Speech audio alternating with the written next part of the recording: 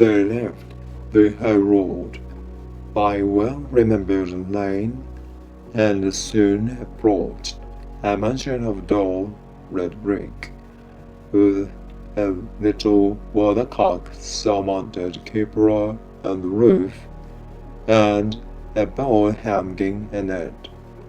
It was a large house, but one of broken fortunes, for the spacious offices were little used. The walls were damp and mousy, the windows broken, and their gates decayed. Fowls clucked and strutted in the stables, and the coach houses and the sheds were overrun with grass. Nor was it more relative of its ancient state within. Were entering the dreary hall, and glancing through the open doors of many rooms, they found them poorly furnished, cold, and vast. There was an earthy savour in the air, a chilly bitterness in the place, which associated with itself somehow with too much getting up by candlelight, and not too much to eat. They went, the ghost and Scrooge, across the hall to a door at the back of the house. It opened before them, and disclosed a long, bare, melancholy room, made barer still by lanes of plain deal forms and desks. At one of these, a lonely boy was reading near a feeble fire, and Scrooge sat down upon the form, and wept to see his poor forgotten self, as he used to be. Not a latent echo in the house, not a speak or scuffle from the mice behind the paneling, not a drip from half-filled water spout in the dooryard behind, not a sign among the leafless boughs of one despondent poplar, not the idle swinging of an empty storehouse door, no, not a clicking in the fire. It fell upon the heat of Scrooge with something influence, and gave a fairer passage to his tears. The Spirit touched him on the arm, and pointed to his younger self, intent upon his reading. Suddenly a man in flowing garments, wonderfully real and distinct to look at, stood outside the window, with an axe stuck in his belt, and leading by the bridle an ass laden with wood. "Why, it's Ali Baba!" Scrooge exclaimed in ecstasy. "It's the old honest Ali Baba, yes, I know. When Christmas time, when the younger solitary child was left here all alone, he did come. For the first time, just like that, poor boy. And Valentine," said Scrooge, "and his white brother Orson. There they go. And what's his name, who was put down in his drawers asleep at the gate of Damascus? Don't you see him and the sultan's room turned upside down by the genie. The hairs upon his head serving him right. I'm glad of it. What business had he to be married to the princess?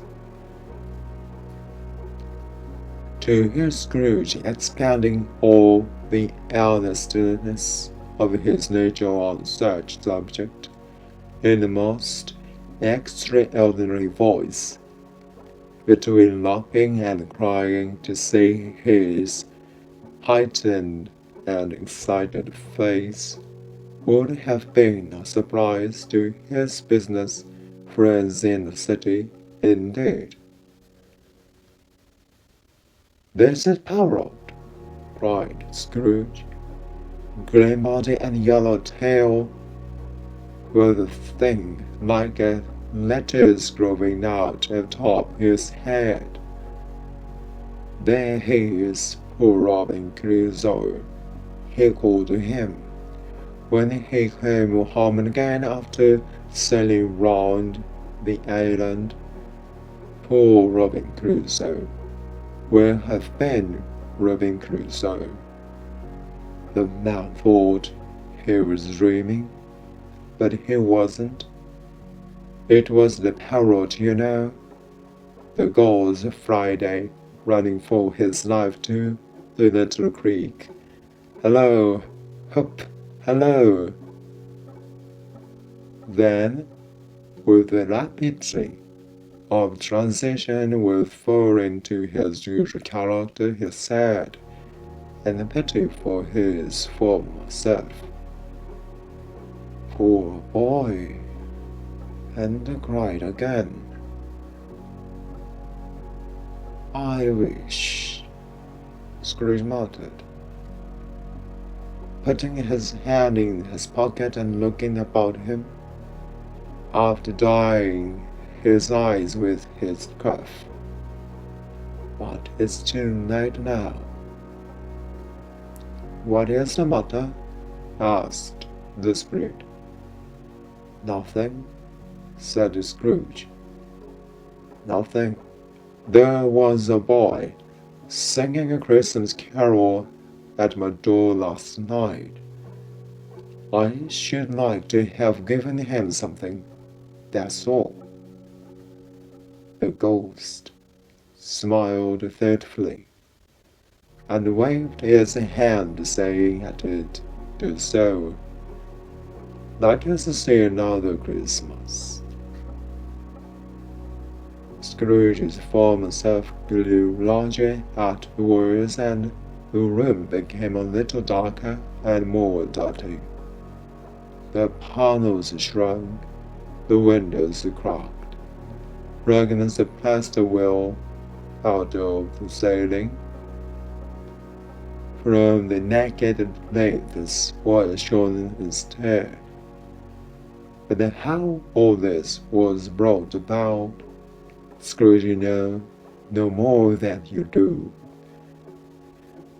He only knew that it was quite correct, that everything had happened so, that there he was, and then again, when all the other boys had gone home for the jolly holidays.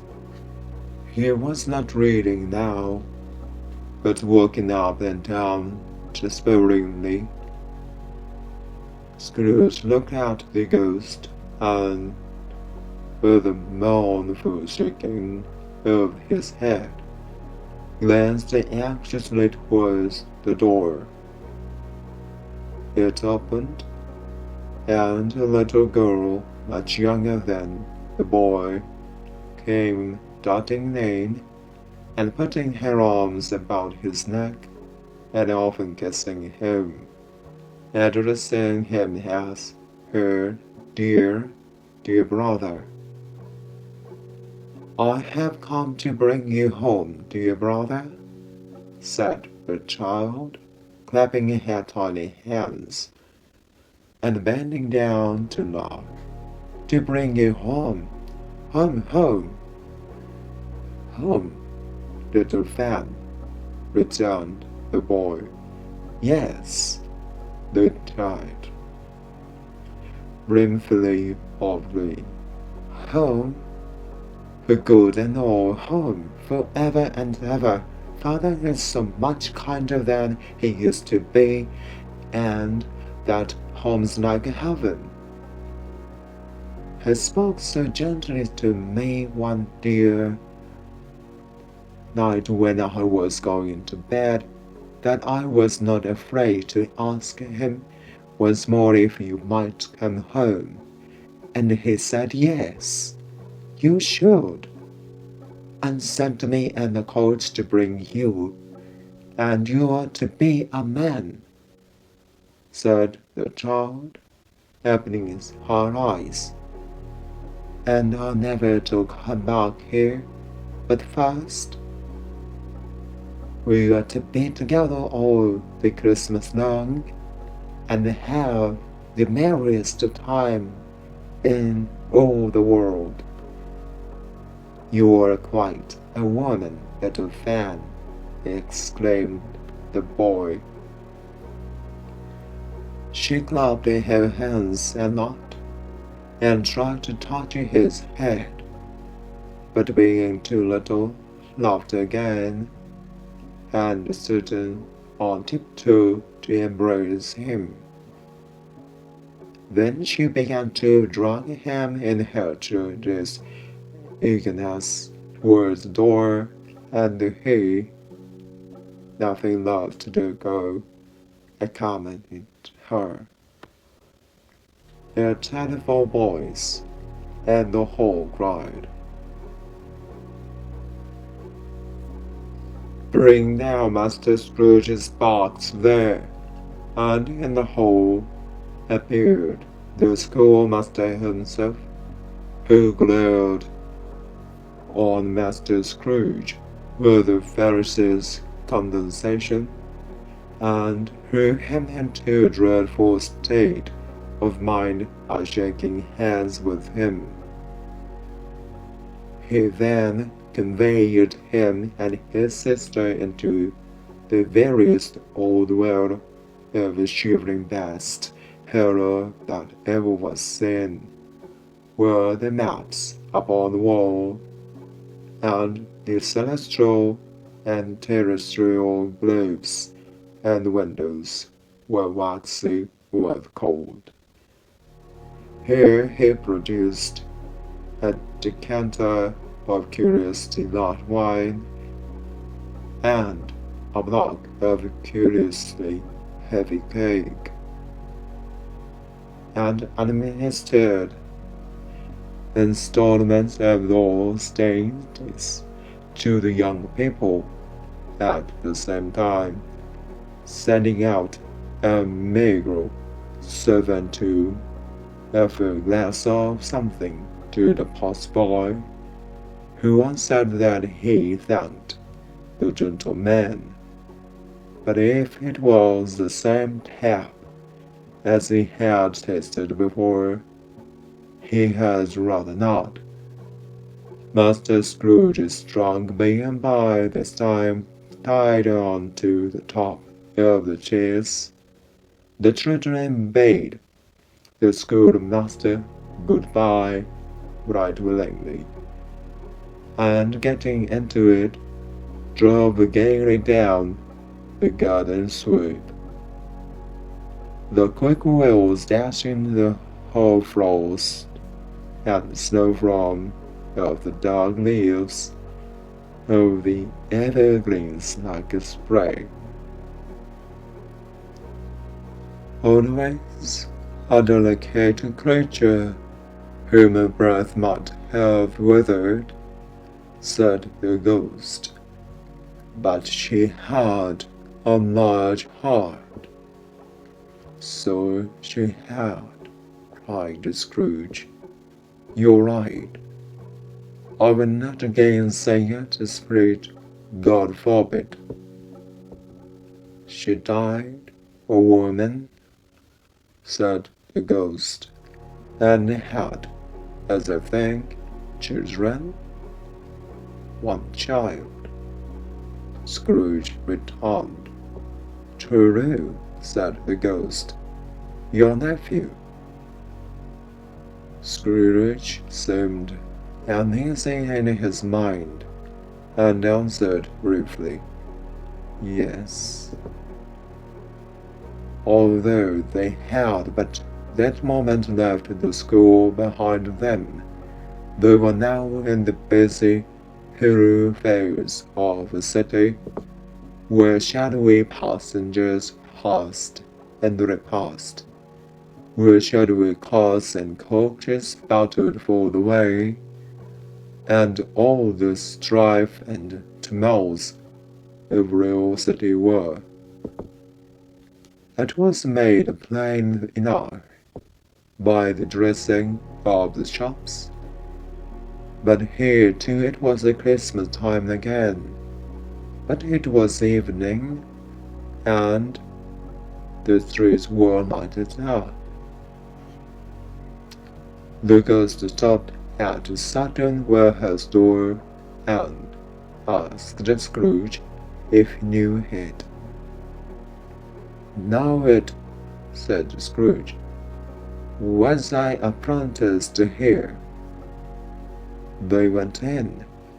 At sight of an old gentleman with a Welsh wig, sitting behind such a high desk that if he had been 2 inches taller, he must have knocked his head against the ceiling. Scrooge cried in great excitement, Why, it's old Fezziwig! Bless his heart! It's Fezziwig alive again! Old Fezziwig laid down his pen and looked up at the clock, which pointed to the hour of 7. He rubbed his hand, adjusted his capacious waistcoat, looked all over himself from his shoes to his organ of benevolence, and called out in a comfortable, oily, rich, fat, jovial voice, Yo-ho there, Ebenezer, Dick. Scrooge's former self, now grown young man, came briskly in, accompanied by his fellow apprentice. The quickens to be sure, said Scrooge to the ghost. Bless me, yes, there he is. He was very much attached to me, was Dick, poor Dick. Dear, dear. Yo-ho, my boys, said Fezziwig. No more work tonight. Christmas Eve, Dick. Christmas, Ebenezer. Let's have the shutters up. They cried old Fezziwig, with a sharp clap of his hands. Before a man can say Jack Robinson, you wouldn't believe how those 2 fellows went at it. They charged into the street with the shutters 1, 2, 3 of the knob in their places, 4, 5, 6, blew them and pinned them, 7, 8, 9, and came back before you could have got to 12, panting like racehorses. Hey-lay-ho, cried old Fezziwig, skipped down from the high desk with wonderful agility. Clear away, my lads, unless I have lots of room here. Hey-lay-ho, Dick, cheer up, Ebenezer. Clear away. There was nothing they wouldn't have cleared away, or couldn't have cleared away, with old Fezziwig looking on It was done in a minute. Every movable was packed off, as if it were dismissed from public life for evermore.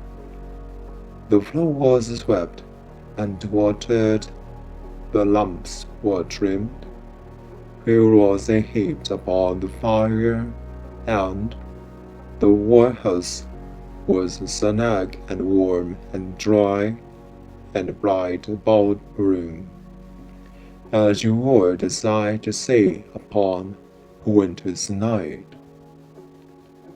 It came a fiddler with a music book, and went up to the loft desk, and made an orchestra of it, and tuned like 50 stomach aches. In came Mrs. Fezziwig, with that substantial smile. In came the three Mrs. Fezziwigs, beaming and lovable. In came the 6 young fellows whose hearts they broke. In came all the young men and women employed in the business. In came the housemaid with her cousin, the baker. In came the cook with her brother's particular friend, the milkman. In came the boy from over the way who was suspected of not having boiled enough from his master, trying to hide himself behind the girl from next door but one, who was proved to have had her ears pulled by her mistress. And they all came, one after another, some shyly, some boldly, some gracefully, some awkwardly, some pushing, some pulling, and they all came, and how and every how.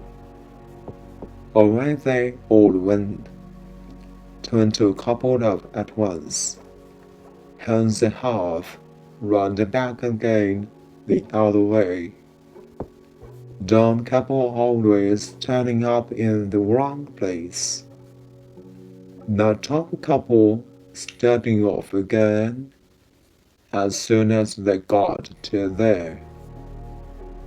All top couples at last, and not a bottom one to help them.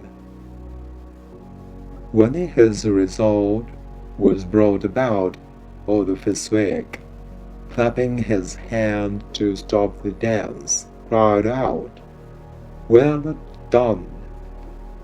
And the fiddler plunged his hot face into the pot of porter, especially provided for that purpose. Its scolding rest upon his reappearance, he instantly began again, though there were no dancers yet, as if the other fiddler had been carried home, exhausted and shut, and he were a brand new man, resolved to beat him out of sight or perish. There were more dances, and there were forfeits, and more dances, and there was cake, and there was negus, and there was a great piece of cold roast, and there was a great piece of cold boiled, and there were mince pies and plenty of beer.